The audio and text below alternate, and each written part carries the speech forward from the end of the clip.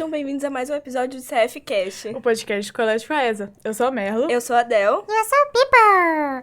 No episódio de hoje, nós temos um convidado muito especial. Alguém que é o verdadeiro homem de 1000 talentos. Ele é professor de física, matemática, marceneiro, faixa preta no taekwondo, apaixonado por matemática, corredor e ciclista profissional.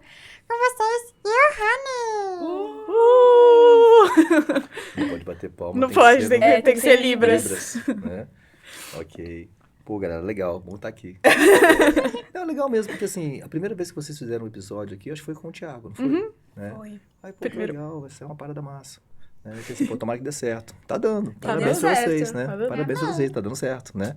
Só falta agora a gente ter os patrocinadores, fica a E dica. espectadores Não. também. Uhum. Você pode patrocinar, Johanny? Não posso não. Tô brincando.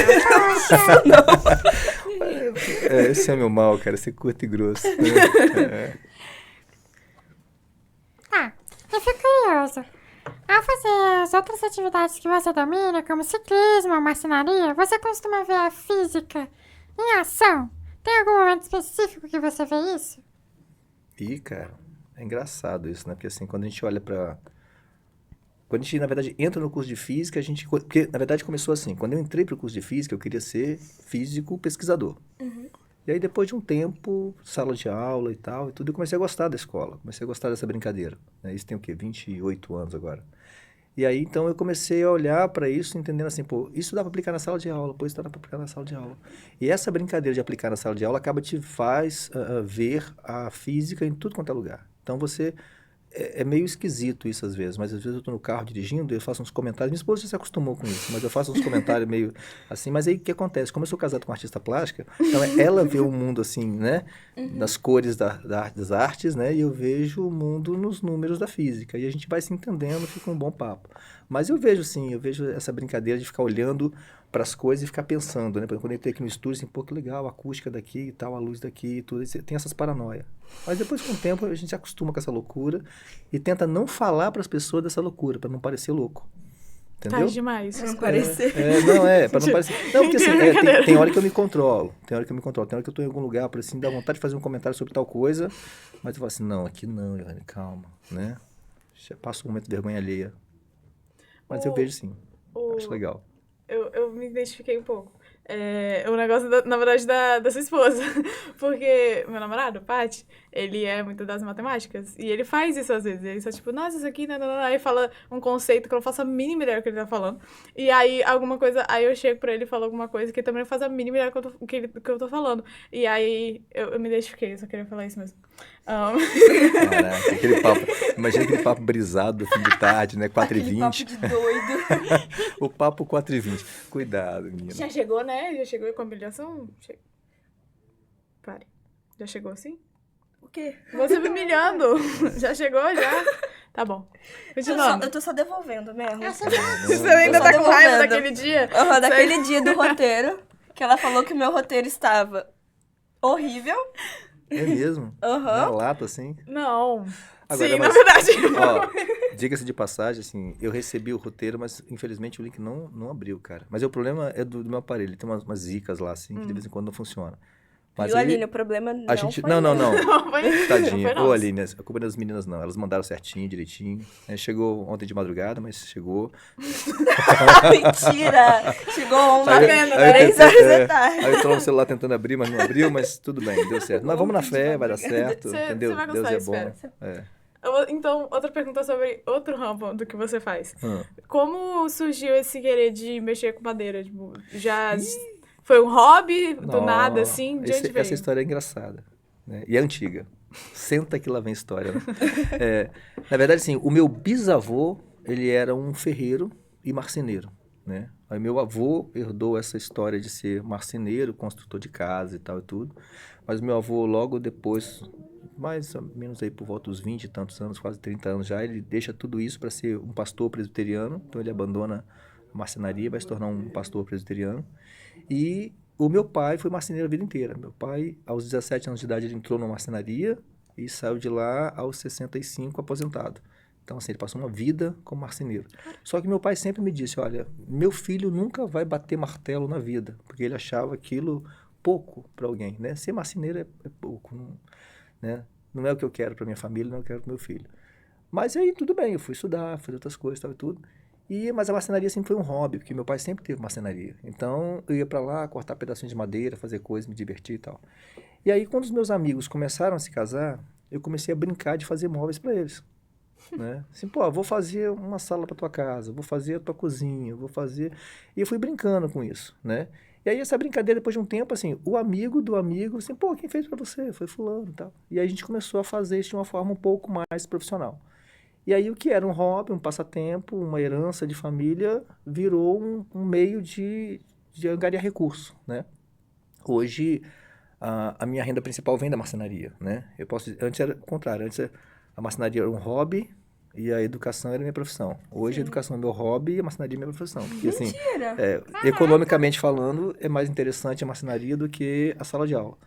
E tanto que assim, eu diminuí as aulas da escola um pouquinho, né? Eu dava aula para vocês no ensino médio de física, eu saí, fiquei só com matemática fundamental, exatamente para dar esse tempo de dedicação à marcenaria, porque o volume de trabalho é muito grande. Você tem uma ideia, lá na minha marcenaria hoje, eu só consigo pegar novos projetos para fevereiro do ano que vem. Eu tenho agenda fechada daqui até o final de Nossa, janeiro. que não tem- muito concorrido. Não, porque assim, o que E não tá acontece? podendo patrocinar a gente. E já não tá entendi. podendo patrocinar a gente, não entendi. Você precisa de uma coisa mais ligada ao mundo de vocês, entendeu? Pessoa, né? Aí... O professor de física é mais ligado não do que ia o gay. ficar legal assim, né? Pessoa, CF, podcast, patrocínio, woodwork, né? Não faz sentido, né? Assim, né? Ah, não Woodwork acho. planejado. Tá dando não. bem que mal tem. Olha só, isso vou te contar. Mas aí a marcenaria surgiu assim, entendeu? E hoje é uma coisa que eu curto fazer, né? Eu me divirto, é um tempo bem legal, é um tempo divertido. E, assim, eu tomo cuidado de não ter, assim, muita gente trabalhando comigo para eu poder fazer uma coisa e controlar o que está acontecendo, senão você aumenta a quantidade e perde a qualidade. Então, tá ficando pequeno porque eu quero pequeno. Se eu aumentasse, por exemplo, o número de pessoas que trabalham comigo, poderia ter agenda aberta para atender um monte de coisa. Mas eu prefiro segurar, porque aí eu vou pessoalmente lá no cliente, vejo o acabamento, vejo se está instalado, se está legal e tal e tudo, né? E aí a gente vai criando um espaço, porque o grande problema desse mercado é a falta de compromisso com a agenda de entrega. O cara marca com você certinho, mas também fura certinho, entendeu? Tipo assim, ó, vou marcar com você de entregar tal produto daqui a 30 dias, passa 30, 60, 90 e o cara não entregou, mas ele já recebeu. Então, isso virou uma bagunça no mercado. Então, minha ideia é tentar segurar para manter a minha agenda ali dentro do prazo que eu propuser para o meu cliente. Essa é a ideia. Então, a marcenaria é isso. Começou assim. Né? Caraca, eu pensava que era um hobby que do nada. Caraca, eu também marcenaria. pensei que era. Eu pensava que era algo passado. de Não, repente. foi um hobby até o segundo semestre do ano passado. Entendeu? Ainda era um hobby, era assim, né? Por diversão, eu fazia no tempo livre, quando dava e tal, né? Mas aí, de lá para cá, começou a aumentar o volume muito. Aí eu falei assim, bom, então deixa eu tomar uma decisão aqui, o que eu vou fazer? Me interessa continuar com a escola, só com as aulas. E aí eu pensei, 28 anos de escola já é um tempo razoável, né? Pouquinho. Nesses 28 Você anos de tem quantos escola, anos, Johanny? 52, né? Aí, quer dizer, em 28 anos de escola, eu entrei na escola como professor, né? Trabalhando, ainda com um tempo de formação na faculdade. Aí eu entrei como professor de matemática e física na escola. Aí depois eu fui fazer um curso de pedagogia. E aí eu trabalhei como pedagogo de CMEI. Imagina um monte de criancinha. Parecia aquele filme Mentira no Jardim de Infância, como é que é? Eu grandão, assim, aquele monte de criancinha pequenininha em volta. E só tinha professoras na escola, eu era o único pedagogo ali na escola. E aí trabalhei nesse CMEI durante um tempo. Saí desse CMEI, aí foi o tempo que eu fui fazer um curso fora do Brasil. Aí quando eu voltei... Eu ia te perguntar sobre isso, sobre o curso. O que foi? Foi mestrado? Lá na Europa é um mestrado em educação, né? Na verdade é um mestrado em ensino de matemática, né? Mas aí quando eu voltei para o Brasil tem esse processo de validar e tal, esse negócio todo, eu nunca me liguei nisso. E quando eu voltei para o Brasil, inclusive, eu comecei a trabalhar numa faculdade privada aqui do estado, né? E aí não me preocupei em tramitar com papéis, esse negócio todo e tal. Até essa coisa estava parada, não me interessou muito não. Mas eu trabalhei durante 6 anos como professor de nível superior numa faculdade privada. E nesse intervalo de tempo também, de 2008 a 2013, eu fui diretor de escola, né? Eu trabalhei na direção de uma escola, que é uma escola técnica privada aqui do estado também, né? E aí essa escola, na verdade, quando eu fui contratado, foi para fazer a implantação dos cursos. Eu cheguei num lugar onde só tinha assim, ó, tem um prédio, tinha uma secretária e uma auxiliar de serviços gerais. Aí a administração já tinha outros polos dessa escola, disse, olha, esse é o espaço, essa é a escola e a gente vai daqui para frente aí, se você topar o risco, a gente vai juntos. Então, tá bom, vamos lá. E aí isso foi finalzinho de 2008. Em 2009, Eu tava nascendo. fevereiro de Eu tinha 2009, então a gente aninhos. começou começaram com os cursos. A gente começou com o curso de eletrotécnica, mecânica e edificações, os 3 cursos. E eu tinha 125 alunos. Aí a gente começou a escola. E aí, quando eu saí de lá em 2013, aí já fazendo parcerias com o Estado, implementando o ensino médio até lá do curso técnico, então, tudo, eu tinha 980 alunos aproximadamente. Era 980 e um pouquinho. Caramba. Né? A escola rodava uns 3 turnos, manhã, tarde e noite e tal. Um monte de gente, parceria com o Estado, turmas de formação de... uns cursos que o Estado oferece para a comunidade e tal, e tudo, então rodava muita gente na escola. E aí, deu meu tempo também de ser diretor de escola, assim, bom, fiz o que eu queria. Quando eu entrei no curso de pedagogia, alguém me perguntou um dia, o que você quer fazer da pedagogia? Eu falei assim, eu quero ser diretor de escola para ver como é que é. Olha, eu tiro o chapéu para Elisângela, que é assim, é o inferno na terra, porque assim, não é fácil, você tem que ficar... Imagina, quando você é professor, você dá a sua aula acabou. O máximo você vai para casa, corrigir umas provas, preparar a aula do dia seguinte e tal. Quando você é diretor da escola, a escola não acaba. Porque se o professor fez uma coisa que não foi legal de manhã, essa bomba estoura à tarde. O pai chega arrebentando a porta, chutando tudo, e brigando com todo mundo, aquela loucura. E aí se o menino caiu, quebrou um dente, quebrou um braço, uma perna, e vai o diretor correr atrás. Então, se pegar fogo na caixa d'água da escola, às 4:30 da manhã de domingo, ninguém chama o bombeiro, chama o diretor da escola. Entendeu como é que é? Então, assim, você respira a escola o tempo todo. Por exemplo, a Elise, não me falha a memória, acho que ela é diretora aqui há uns 14, 15 anos, já é um bom tempo, né? Ela falou, tem muito tempo, são Tem, 20 anos. Tem muito, eu sei que de aqui na FAES, assim, FAESA. tem muito, muito tempo, né? Tanto que quando eu cheguei na FAES em 2013, a gente ainda tinha a FAESinha, né? Que a gente chama de FAESinha, né? Que era em Jucutuquara, e um outro prédio que funcionava na Mata da Praia. Depois, em 2015, que veio tudo para cá, para a Avenida Vitória. E ela dirigia as 2 unidades, ficava lá e cá e tal, aquela loucura assim. Então, assim, é bem estressante o trabalho de direção de escola. E aí, quando passou esse tempo, eu disse, não, chega, não quero mais direção de escola, deu para mim, acabou. E aí, voltei para a sala de aula e continuei fazendo as minhas coisas ali e tal, só como professor, né? E aí, depois de um tempo, eu disse, não, agora deixa eu começar a pensar em outras possibilidades, né? Paralelo a isso, veio aí a ideia do Taekwondo, que eu comecei logo no ano que eu me casei, né? Quando eu me casei em 96.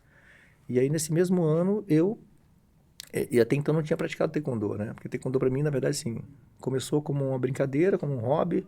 Durante um tempo virou um meio de sustento. Eu ganhava dinheiro com Taekwondo. Né? E o que acontece? A gente... Ok, desculpa. Não, ninguém percebeu. Ninguém fala que mentira. Aí começa a subir uma fumaça. Zzz. Mas aí o que acontece? Aí eu comecei com essa coisa de Taekwondo, né? Na verdade, eu achava interessante, eu via na TV, achava muito legal, mas não podia fazer. Por quê? Porque a minha mãe não concordava, Ah, tá. né? A minha mãe é assim, ó, arte marcial é coisa de vagabundo e desocupado, entendeu? Então, minha mãe era de uma geração que, assim, isso não rola, não vai acontecer. E eu tenho uma formação cristã, protestante, que, assim, você, sem questionar, você honra teu pai e tua mãe, você, né? E uma forma de fazer isso é obedecer o que eles querem que você faça. Então, se tua mãe disser, olha, não faça, eu não faço, né? E, na minha opinião, isso é uma prova de que as coisas dão certo quando você faz o que tem que ser feito. Por quê? Porque depois que eu me casei, aí fui na casa da minha mãe, inclusive. Falei, mãe, eu queria fazer uma luta. Aí ela falou assim, meu filho, mas agora você já é casado, tem a sua família, né? Faz o que você quiser. Eu disse, não, tô perguntando se a senhora concorda. Eu disse, não, acho que agora você já é um homem já e tal, você não tem mais como virar vagabundo agora, entendeu? Assim, com essas palavras, literalmente, entendeu? E eu penso assim, possibilidade existe, mas vamos lá. Mas aí entrei pra academia, né? Fui acolhido por um cara que é um grande amigo meu, que na época ele vivia só de Taekwondo e tal, e a gente, né, ficou muito amigo, muito parceiro. E aí, eu fui me graduando, a coisa foi melhorando, foi evoluindo. Isso quando foi quando foi em 99, de 99 para 2000, né? 4 anos depois. Aí eu fiz meu primeiro exame de faixa preta e tal, e fui embora. E a prova de que quando você honra teu pai e a tua mãe, as coisas funcionam como tem que funcionar, é que assim, eu entrei no Taekwondo muito velho, né? E com uma garotada muito nova junto comigo, mas da minha geração que entrou na academia naquela época, só eu cheguei a mestre de Taekwondo, a galera desistiu, entendeu? Eu encontrei na semana passada, 2 semanas atrás, inclusive, um amigo, um colega de treino, e ele dirige um posto de combustíveis, ele é gerente de um posto de combustíveis aí em Cariacica, né? Eu parei de abastecer o carro, ele é um cara diferente, assim, Johanny e tal, não sei o quê. Aí, lembra de mim e tal. Aí eu pensei no começo, deve ser aluno, não sei. Não, porque eu tenho esse problema, né? Eu já passei por isso diversas vezes, né? Abre um parênteses aí, onde eu tava no shopping, cara, eu passei por uma porta de uma loja, tinha um cara assim, pô, eu tenho 1,80 m, o cara era mais alto que eu, acho uns 2 palmos, assim, uns 2 metros e um pouquinho, eu acho. Cara, o cara não. E aí, professor? Eu olhei pra cima, assim, velho. E, irmão, tudo bem? Aí, e a minha esposa tava do lado dele. Pô, professor, legal, bom te ver. Quando o cara estendeu a mão pra mim, a mão do cara cabia a minha dentro como se fosse um nenenzinho. Assim. Aí, pô, massa, professor, muito legal e tal, pô, saudade das suas aulas, sei o que e tal. E eu falando com ele, pô, legal e tal, tudo. Bacana, fui embora. Falei assim, Líria, quem é esse cara? Eu não sabia quem era. Aí ela falou comigo assim, é fulano de tal, lá da Fonte do Saber, uma escola lá de Porto Nossa, Santana. sua esposa lembrou? É porque a minha esposa dava aula junto comigo, né? Ah, tá. Recentemente, nos últimos anos, é que nós não trabalhamos juntos mais. Na verdade, assim, da FAESA pra cá, quer dizer, de 11 anos pra cá, a gente não trabalha mais junto na mesma escola, mas nós sempre trabalhamos na mesma escola, né? E aí, essa foi a primeira escola que nós trabalhamos juntos. E esse garoto era meu aluno e era aluno dela. E ele era, assim, um baixinho, gordinho, engraçado, um figuraça mesmo, sabe como é que é? Muito engraçado. E aí, ele era um cara comédia.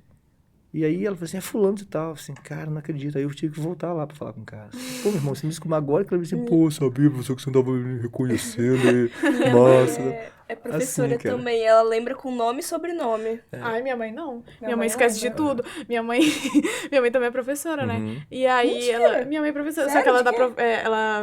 ela faz em faculdade, principalmente, em questão de agilidade, essas coisas. Uhum. Aí, ela sempre esquece, porque ela já deu aula desde.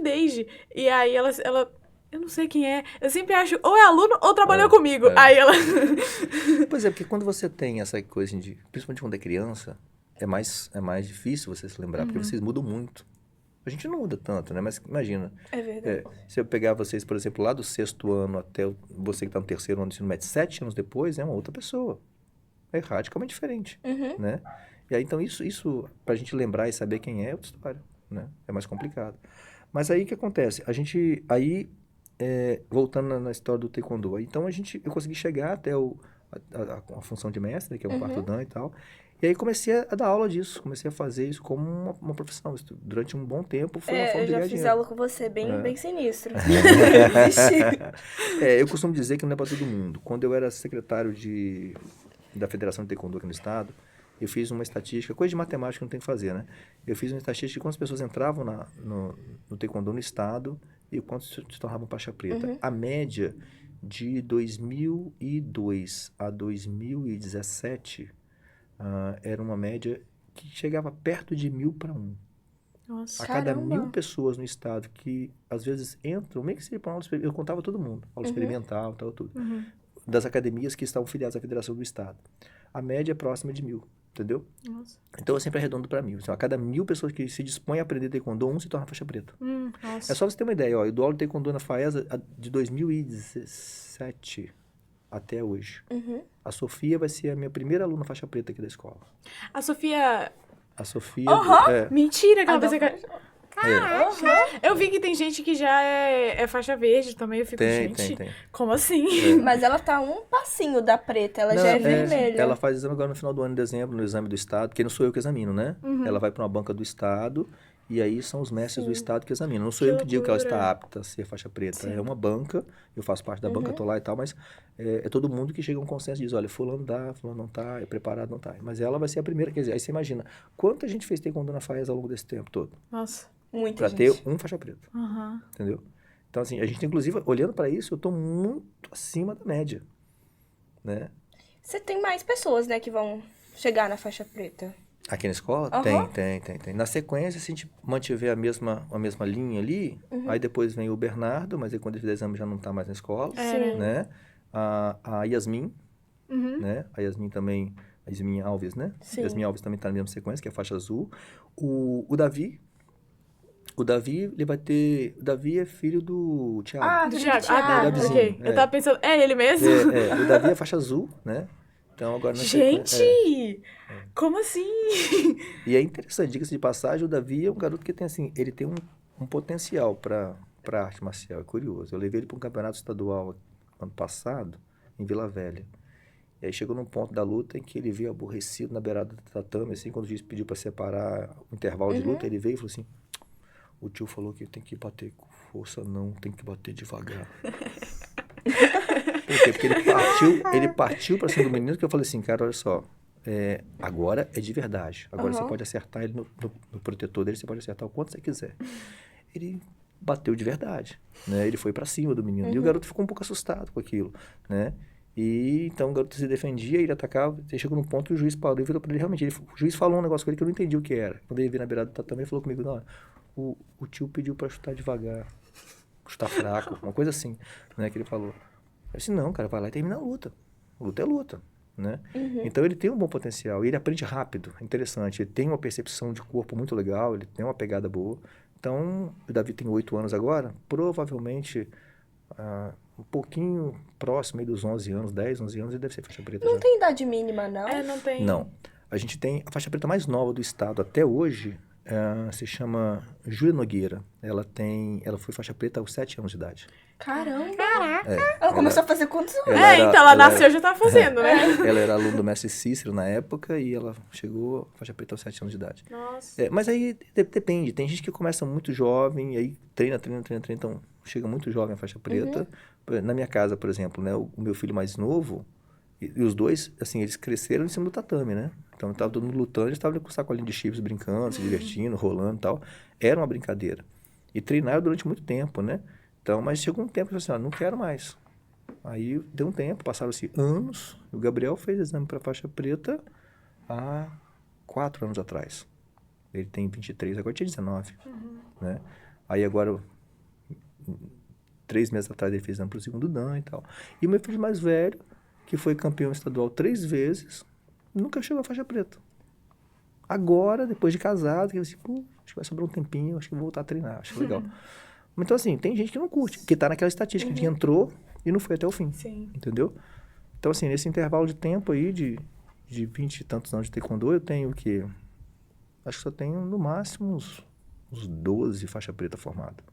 Né? Mas de acordo com essa estatística, Não, já é bastante, né? É porque, assim, quem vive do taekwondo, por exemplo, tem um amigo em Vila Velha que, assim, todo ano ele tá formando muita gente, mas a rotatividade dele é gigantesca. Eu não dou aula pra muita gente. Hoje em dia, para mim, é um hobby, eu me divirto com isso, né? Não é mais eu tenho que ter aluno porque eu preciso da grana. Não. Hoje eu posso me dar o luxo e falar assim, eu dou aula aqui e não dou aula ali, né? Por exemplo, a gente tem um projeto aqui no colégio, né? E eu trabalho na CESPORT também, que é a Secretaria do Estado. Lá a gente tem um projeto social, que é lá onde você fazia aula. Eu né? fazer aula. E lá é um lugar aberto para a comunidade, lá é 0800. Todo né? mundo pode ir. Lá todo mundo pode ir, de graça e tal, para atender todo mundo. E a pegada lá é outra, né? A gente não é... Por exemplo, aqui... assim, é diferente a forma como o próprio aluno se comporta, né? Assim, quando você tem um projeto social, ele tem uma característica, quando você tem uma academia paga, é uma outra história, são perfis diferentes, e cada um deles com as suas necessidades. Então, na verdade, hoje eu uso o taekwondo para conversar com as pessoas, né? Porque às vezes você está ali, você tem uma criança que às vezes não escuta o pai, não escuta a mãe, não escuta ninguém, mas você bate um papo com ela, troca uma ideia, né? No projeto mesmo tinha umas questões assim, né? De gente de um aluno, por exemplo, que ele não quero comer, eu tenho... Como é que ele falou comigo? Eu tenho paladar seletivo. Aí eu falei assim, é mesmo, irmão? Tem paladar seletivo. Assim, pô, legal, bacana isso. E o pai já tinha conversado comigo, pô, eu não converso com fulano, ele não quer comer e tal e tudo. Ele senta lá, ele pega um pratinho só com arroz, mais nada, e toma um copo de Toddy e tal, e a vida dele é essa. Não come fruta, não come carne e tal. O cara, sério. Sobrevive de arroz e Toddy. Arroz e Toddy. Aí eu falei assim, caraca. Aí eu fui conversar com ele, né? Aí... informalmente, assim, naquele bate-papo. Eu disse, não, professor, o que eu tenho, sabe o que é? É que eu tenho um paladar seletivo. Assim, Aí eu chamei um outro menino lá do projeto. Falei assim, fulano, fala uma coisa que... Como é que é isso? Você comeu o que hoje? Eu disse, professor, hoje eu comi na escola. A escola hoje teve sopa e tal, sei o que e tudo. E o projeto começa às 5h30 da tarde, né? Eu disse, e agora quando chegar em casa? Aí ele parou assim e falou assim, sei lá. Aí eu assim, pô, valeu, obrigado. Aí eu virei pra ele e falei assim, cara, você tá entendendo que você tem o que comer, na quantidade que você quiser, do jeito que você quiser, e você não come porque você não quer, e tem gente que quer e não tem pra comer, cara. Aí, assim, isso precisa mudar. Até porque, assim, se isso não mudar, você não precisa voltar aqui mais não.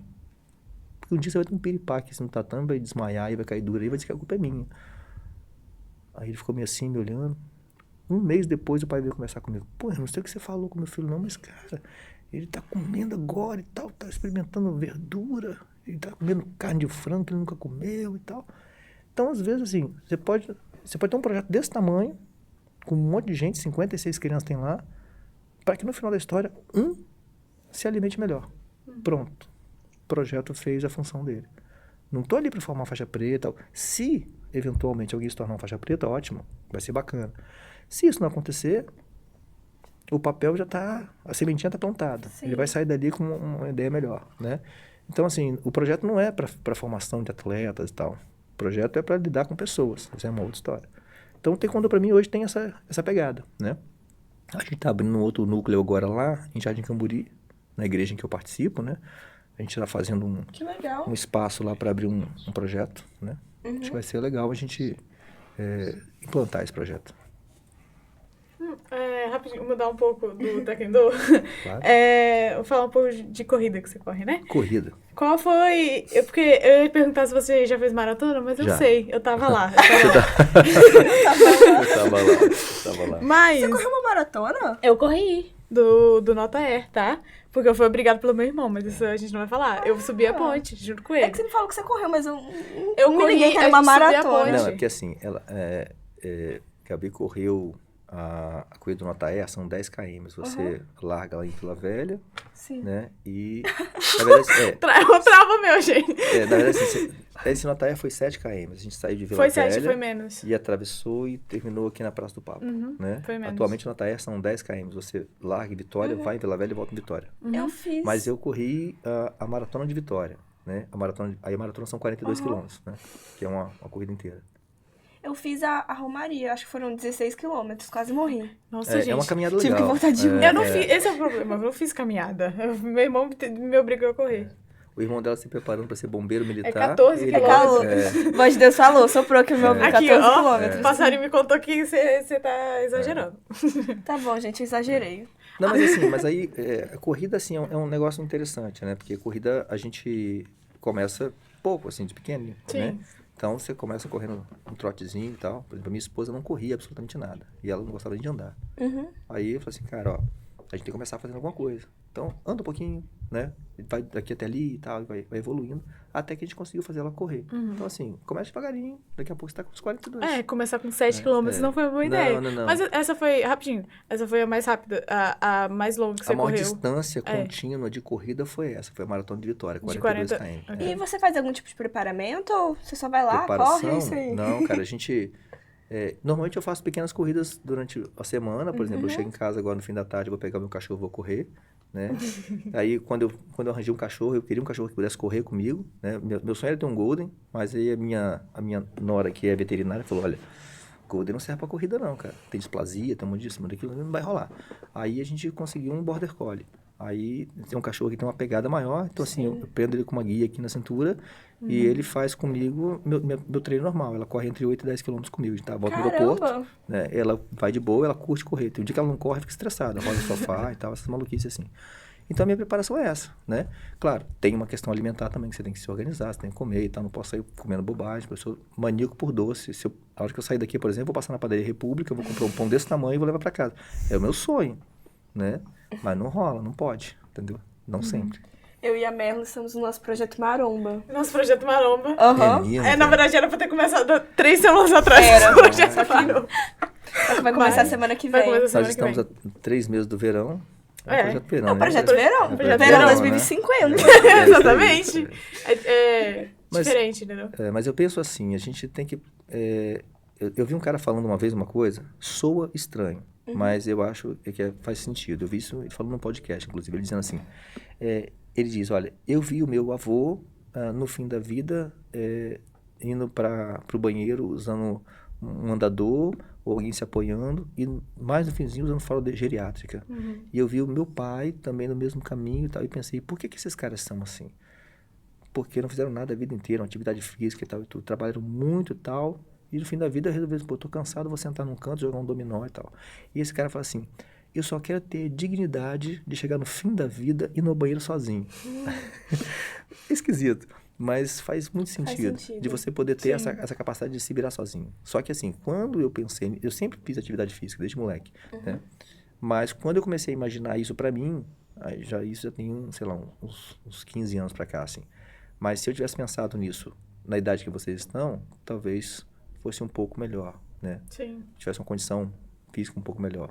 Talvez um pouco menos de lesão, porque aí seria orientado, porque no começo eu não tenho orientação nenhuma. Eu sou de uma geração em que a gente malhava assim, né? Você enchia umas latas de concreto, entendeu? E aquilo ali era o peso, a gente malhava assim. Eu sou dessa geração, a gente não tinha dinheiro para ir na academia. Sim. Hoje em dia você vai na academia, né? Nas Smart da vida aí, seu aplicativo faz tudo, quase malha por você, né? Pois é, eu não sou dessa geração não, a gente fazia tudo na porrada mesmo. Agora a gente vai pro nosso bate-bola, jogo rápido. Nossa, Deus. Funciona, a gente vai... A gente eu não vou falou da fazer- bike, hein? É verdade, calma. Tô calmo. Gente, eu vou Vai. fazer umas perguntas e você vai responder como se fosse a primeira coisa que vem na sua cabeça, tá? Ih, lascou. Vamos lá. Um sonho. Caramba, o da padaria... Brincadeira. O da padaria República é muito bom. Um sonho. Um sonho é assim que me aposentar, entrar no meu motorhome, porque eu quero fazer Ushuaia, Alasca. Esse é o sonho do meu pai. É meu sonho, gente. É meu sonho. A gente Eu vai... no futuro. A gente vai no final do ano agora até Ushuaia, mas assim, de volta pra casa, né? Sim. Mas a minha ideia é sair daqui, fazer até o Ushuaia, do Ushuaia ao Alasca, e na volta fazer do Pacífico ao Atlântico, e aí vir pela costa do Atlântico até sair de volta aqui no Brasil. Essa é a minha ideia. Então, esse é um sonho. Meu sonho. Você é nômade, Mel? Eu vou ser nômade, gente. Eu vou vender minha arte na praia, eu vou ser nômade, vou viver Mesmo na se não van. der certo a sonografia, ela vai vender arte na Eu vou praia. comprar uma van e é isso. É por isso que eu me casei com um artista, entendeu? Porque a gente já tem como vender arte na praia e funciona. Não sei se a dela funciona. Agora, um filme. Um filme. Caraca, bicho, um filme. Interestelar. Ó. Nunca vi. Muito bom. Todo físico tem que gostar desse filme, cara. Iago 2.0? Nossa, Mel, que isso? Precisa disso? Interestelar é um filme legal. Uma realização. Uma realização. Cara, me tornar mestre de Taekwondo foi uma realização. E parte dessa realização também viu um dos meus filhos casado. Falta só mais um. Que, aliás, tá na pista, tá? Se alguém tiver poder obter. Aqui, gente, o Insta dele. O telefone dele na bio, gente. Você pode olhar aqui embaixo, pessoal, tá? Vou deixar aqui o @gabriel.herculino. Uma cor. Uma cor azul. No Um tema. Né? esporte. Taekwondo. Um fim de semana favorito. Cara, um fim de semana favorito. Nossa, cara, são tantos que não dá pra elencar um só. Tem que ter um negócio assim doido. Mas eu acho que um fim de semana muito legal foi quando eu e minha esposa, nós fomos pra Santa Catarina e a gente foi conhecer Urubici. E tem uns canyons em Urubici, muito legal. A gente fez uns bungee jump maneiro lá, foi massa. Caraca. Uma música. Uma música? Cara, vou me lembrar de uma banda chamada Resgate. Uma banda gospel chamada Resgate. Um cantor. Um cantor. Caraca, um cantor. Ih, cara, agora você me pegou. Um cantor assim, não sei. Não sei se pô, eu gosto de música instrumental, assim. Então, tem um cara chamado Léo Gandeman, que é um saxofonista brasileiro, eu gosto muito dele. Nossa, nunca ouvi falar. E pra finalizar, uma frase. Uma frase viva hoje como se Cristo voltasse amanhã. Poético. Poético, eu gostei. Também. Nosso tempo, acho que... Acabou. Acabou. Considerações finais e tal. Isso aí. Muito obrigada por ter aceitado o convite. Obrigado. Legal. Foi muito legal. Queria que tivesse todas as perguntas A sendo gente... respondidas, É mesmo? mas... É porque eu falo demais, né, cara? É que é o problema, Você foi respondendo bastante das nossas perguntas enquanto você tava falando, então... Ah, é? Respondeu. Verdade. Menos falando mal. muitas perguntas. Sim. Menos mal. Então tá bom, pelo menos a gente não ficou empacado numa coisa só. E pra vocês, seguir a gente nas nossas redes sociais, no Instagram. Que são quais, Merlo? Eu sempre esqueço. Ai, eu não sei. @, @CFcast_podcast. Eu ia falar certo. E no Spotify e no YouTube, que é CFcast. CFCast, tudo maiúsculo. E se sobrar tempo, você segue lá, @Johanne a underline 5.0. Sim, e no o Instagram, filho que dele esse também. Isso aí. Segue o Johanny no YouTube também, porque Ele tem um canal no youtuber. YouTube. É verdade, tem meu canal no YouTube, né? Eu te Que é o sigo, Carpe sabia? Diem, né? Que a gente posta lá as nossas aventuras aí de bike, corrida, trekking, coisa do tipo. Né? Não perca a próxima aventura pro Ushuaia. Pode repetir o seu Instagram? Instagram é @Johanny underline 5.0. Beleza. Sigam ele, gente. Isso. É isso. E o Valeu? canal no YouTube. Tchau, gente. Valeu. Tchau!